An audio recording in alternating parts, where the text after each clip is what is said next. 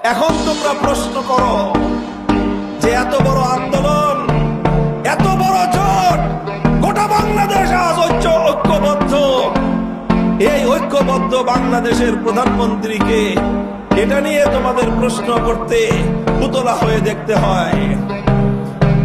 আমাদের এই জোটের মধ্যে সর্ববৃহৎ দল একটি আছে না নাই? বলেন আছে না নাই? সেই দলের একজন আমির আছেন না নাই? কাজেই এই জাতীয় ধূম্রজাল সৃষ্টি করে, বিভ্রান্তি তৈরি করে ঐক্যবদ্ধ বাংলাদেশকে আর বিপদগামী করতে পারবে না।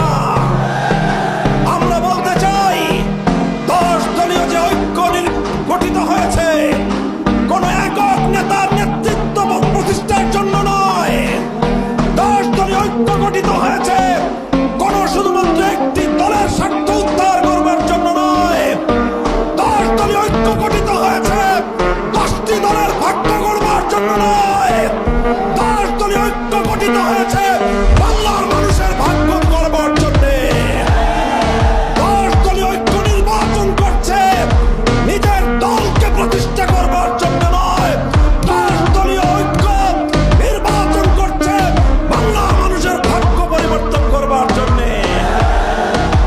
তাই আমরা বলতে চাই আমাদের 10 দলের পক্ষ থেকে যেখানে যাকে প্রার্থী করা হয়েছে সে কোন একক দলের প্রার্থী নয়, এমনকি সে শুধু 10 দলের প্রার্থী নয়, সে নিপীড়িত বাংলার জনগণের, আপামর জনগণের মনোনীত প্রার্থী। ডক্টর শফিকুল ইসলাম মাসুদ একটি অপার সম্ভাবনাময় মেধাবী মুখ। সে শুধু বাউফলের কৃতি সন্তান নয়, সে শুধু পটুয়াখালীর সন্তান নয়, সে আগামী বাংলাদেশের অন্যতম এক উজ্জ্বল নক্ষত্র।